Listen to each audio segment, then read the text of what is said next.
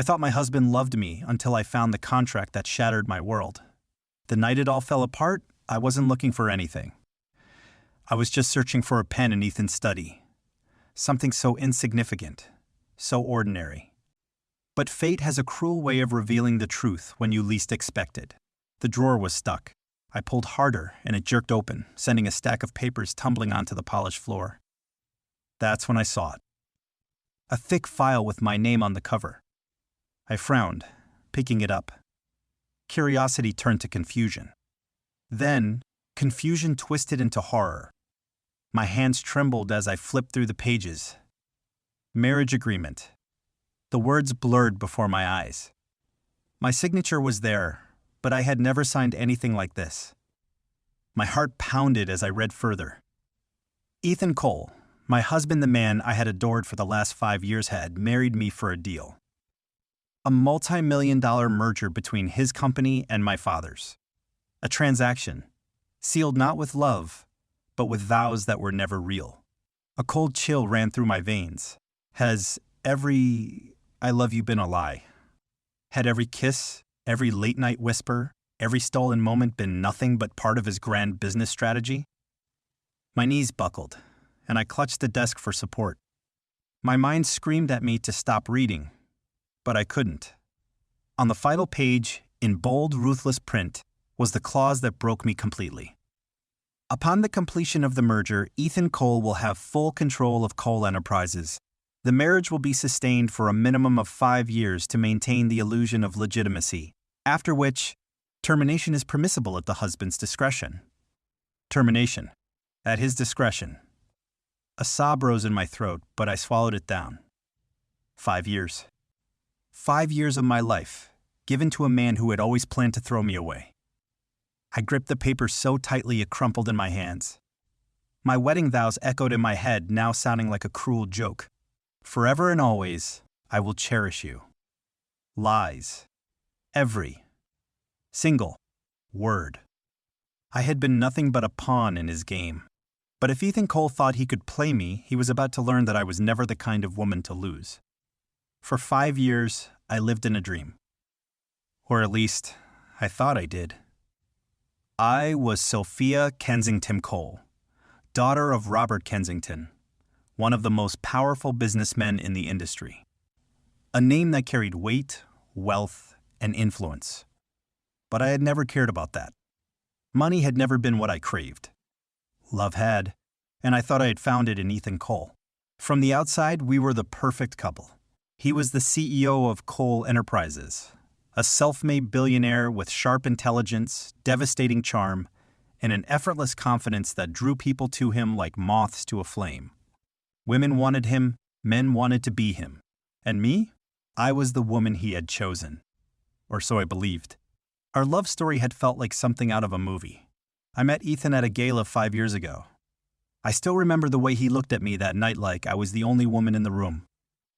The way his lips curled into a knowing smirk when he introduced himself, as if he already knew we were inevitable. "A Kensington, huh?" he had said, swirling the whiskey in his glass, amusement flickering in his stormy gray eyes. "So, tell me, Sophia, are you as ruthless as your father?" I laughed, rolling my eyes. "You sound like you already have an opinion of me." "Oh, I do." His gaze had darkened. "But I'd rather you prove me wrong." And just like that, he had drawn me in. Ethan was unlike anyone I had ever met. He was powerful, yet gentle, arrogant, yet endlessly captivating. He pursued me with an intensity that left me breathless, lavish dates, stolen kisses under moonlit skies, whispered confessions in the dead of night. I fell. Hard. And when he proposed a year later, I had said yes, without hesitation. Everyone had called us a power couple. The Kaima graced the covers of Forbes, attended exclusive business events, and turned heads wherever we went. And yet, behind closed doors, it was different. It wasn't the wealth, the luxury, or the world watching us that made our marriage special. It was the moment no one saw. The way he'd pull me close when I was anxious, pressing soft kisses against my temple, whispering, "You're safe with me." The lazy Sunday mornings when he'd wake me up with coffee and messy kisses, grinning like a boy instead of a billionaire. The way he'd look at me across a crowded room, like I was the most important thing in the world. I had trusted him. I had built my world around him. And I had never once questioned it. Even when work started consuming him, even when late nights at the office became more frequent, even when he grew distant, I had told myself it was just stress. That we were strong enough to withstand anything. But I was wrong. Because now, as I stared at that contract, my entire marriage, my entire life felt like an illusion. Ethan Cole had never loved me. He had chosen me. But not for love. Not for forever. For power. For a deal. And the worst part? I had given him everything without ever realizing that I was only ever meant to be temporary. I didn't sleep at night. How could I? The contract sat on my nightstand like a ticking time bomb, taunting me. My hands still ached from how tightly I had gripped the pages, the imprint of my nails still fresh in the paper. Ethan's words, his whispered "I love yous," his promises, his vows ran through my mind like a broken record, each one twisting into something ugly. I wanted to believe there was some explanation. Some mistakes. Maybe this contract was old. Maybe it was something that had been written but never acted upon. Maybe I wasn't just a bargaining chip. But deep down, I already knew the truth. And I needed proof. I waited for Ethan to leave in the morning before I started digging. His office was spotless, everything meticulously placed. But I knew where he kept the real secrets. The safe behind the bookshelf. He thought I didn't know the code. He was wrong. With trembling fingers, I punched in the numbers. The door clicked open. And inside, among business contracts and financial records, I found exactly what I was looking for. Emails, bank transfers, agreements. The contract I had found last night wasn't just real. It was only the beginning. I scanned through messages between Ethan and his lawyers, the cold, calculated negotiations about our marriage laid out like a transaction. The clauses detailing how he would secure control of the company through our union. The payment schedules showed just how much had been exchanged in the process. My stomach turned. But then I saw something worse. A message dated 2 months ago from Ethan's assistant. Ethan, the Kensington deal is finalized. If you want out, now's the time to start planning your exit. My blood ran cold. 2 months ago. While I had been planning our anniversary. While I had been falling asleep next to him. Kissing him. Believing in him, he had been planning his exit. I stumbled back, bile rising in my throat. I needed air. I needed answers. And I knew exactly where to start. That evening, I walked into La Vue, one of the most exclusive restaurants in the city. Ethan had a standing reservation here, and I had a feeling I knew why. The hostess recognized me instantly and led me toward the private booths. My heart pounded in my chest, a mix of rage and dread fueling every step. I was terrified of what I might find, but I needed to see it with my own eyes, and then I did. There, sitting at our usual table, was Ethan. But he wasn't alone. Across from him sat a woman tall, elegant, familiar. She leaned in, her manicured fingers brushing over his hand. Her lips curled into a knowing smile. And then I heard it, her voice. Soft, intimate, too familiar. So when do we tell her? Tell me what? I felt my nails dig into my palm, felt the sharp sting of betrayal seep into my bones. Ethan's response was cut off by the blood rushing in my ears. But I had heard enough. He hadn't just used me. He was already planning to replace me. I stood frozen in the dimly lit restaurant, my world spinning as I tried to process what I had just heard. So when do we tell her? The words echoed in my mind, each syllable a hammer against my already fractured heart. Tell me what? That my marriage was a lie? That the man I had loved, trusted, devoted my life to, was already planning his next move? That I had been nothing more than a temporary placeholder? I gripped the edge of a nearby chair, my legs threatening to give out beneath me. Was this real? Was I just imagining things? No. The proof was in the contract, in the emails, in the woman sitting across from my husband like she belonged there. I watched as Ethan leaned back, his expression unreadable, his fingers tracing the rim of his wineglass. He looked so unaffected, as if this was just another business decision to him. Maybe it was. My stomach twisted. I should go over there. I should confront him, demand answers, make a scene. But what would that change? Would he lie? Would he gaslight me into believing I had misunderstood? I clenched my fists. No. Not this time. For 5 years I had been blind. But now? Now I saw everything. And Ethan had no idea. Mrs. Cole? I startled as the hostess touched my arm gently. My throat was dry, my voice barely a whisper. I need to go. She gave me a concerned look but nodded, stepping aside. I walked out of the restaurant in a daze, my heart pounding so hard I could hear it in my ears. My hands trembled as I slid into my car, gripping the steering wheel like it was the only thing tethering me to reality. Tears burned behind my eyes, but I refused to let them fall. Not here. Not now. Instead, I pressed my forehead against the steering wheel, trying to breathe, trying to think. What should I do? My first instinct was to storm home, throw his things out, scream at him, demand to know why. But I already knew why. Ethan Cole had never loved me. He had needed me. And now that he had everything he wanted, I was nothing more than a liability. My fingers tightened around the wheel. If he thought he could discard me like yesterday's news, he had another thing coming. I wiped my eyes, my resolve hardening like steel. No. I wouldn't be the broken wife crying over a man who never deserved me in the first place. I wouldn't lose to Ethan Cole. He played me for a fool. Now, it was my turn to play the game. The morning after the restaurant, I woke up with a plan. I wasn't going to cry. I wasn't going to beg. I wasn't going to let Ethan win. Instead, I was going to find out just how deep this betrayal ran. I had spent 5 years being blind. Now, I was going to see everything. I called my father's assistant Claire, the one person who knew every business deal before the ink even dried. If Ethan had manipulated his way into controlling the company through our marriage, she would know the real details.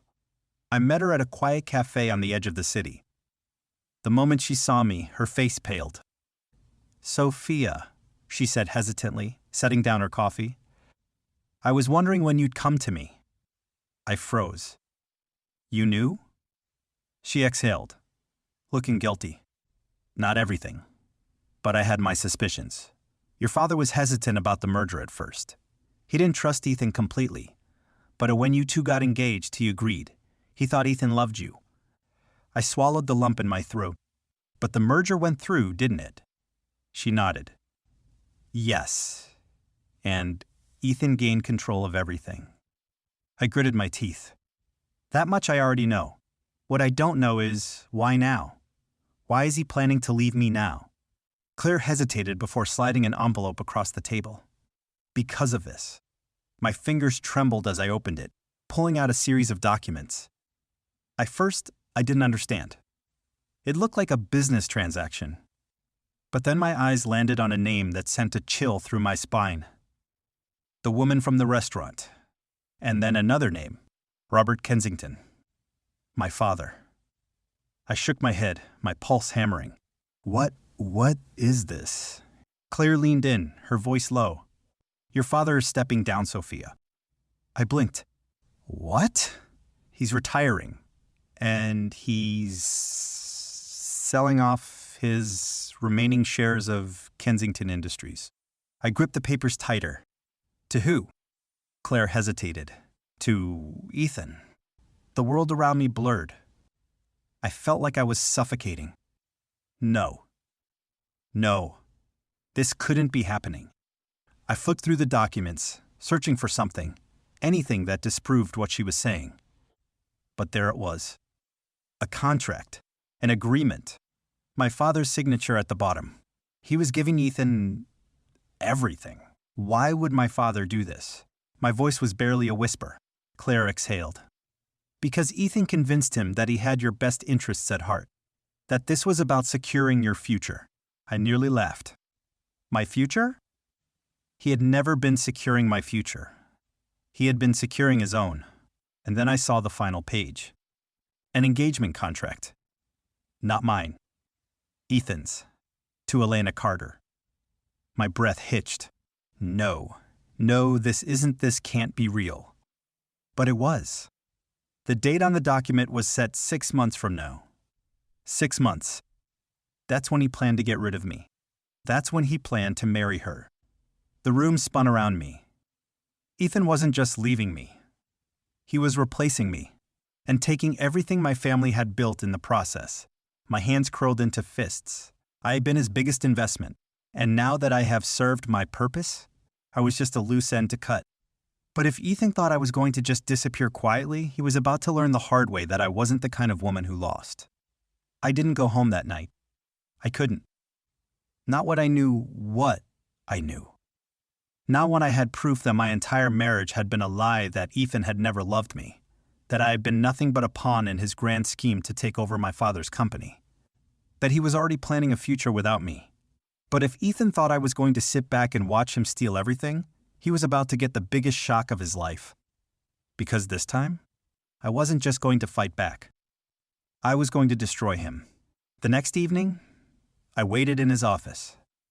I knew his schedule. He always worked late on Thursdays, sealing deals, making moves like the power-hungry manipulator he was. He wouldn't expect me here, and that was exactly the point. The clock struck 9:15 p.m. when the door finally swung open. Ethan walked in, scrolling through his phone, not even glancing up as he shrugged off his coat. "Didn't expect you to still be awake," he murmured. His voice, the same voice that had whispered promises in the dark, that had told me I was his everything. I felt my nails dig into my palm. "Didn't expect you to still be lying," I shot back. Ethan froze. Slowly he looked up, his expression shifting as he registered my tone. "Sophia?" I leaned against his desk, arms crossed. "Sit down." His brow furrowed, but he let out a slow chuckle. "What's going on?" I smiled, but it wasn't warm. "I know everything." Silence. A flicker of something crossed his face, too fast for me to catch. "I don't know what you're talking about." I exhaled, shaking my head. "Don't insult me, Ethan. Not after everything." I reached into my bag and pulled out the documents. The contracts, the emails, the engagement agreement. And then, the final the letter from my father, signing over his company. Ethan's face changed. Gone was the smooth, charming businessman. Now, he looked like what he truly was, a man who had just been caught. His jaw clenched. His shoulders tensed. His fingers curled into a fist. I almost laughed. What? Did he think I'd never find out? Did he think I'd never fight back? How long? My voice was deadly calm. Ethan said nothing. How long? A muscle ticked in his jaw. "Sophia, since the beginning?" I cut him off. "Since the day you met me? Since the moment you slid that ring on my finger?" His silence was my answer. I felt something inside me shatter. A part of me had still been hoping desperately, stupidly, that there had been something real between us. That maybe, just maybe, I had meant something to him. But I hadn't. I was nothing but a business deal. I swallowed back the lump in my throat. "And Elena?" Ethan's eyes flickered. He knew he was cornered. He exhaled, rubbing a hand over his face. "I was going to tell you." I let out a humorless laugh. "Oh? When? Before or after you replaced me with her?" He didn't answer. I nodded, my heart pounding. That's what I thought.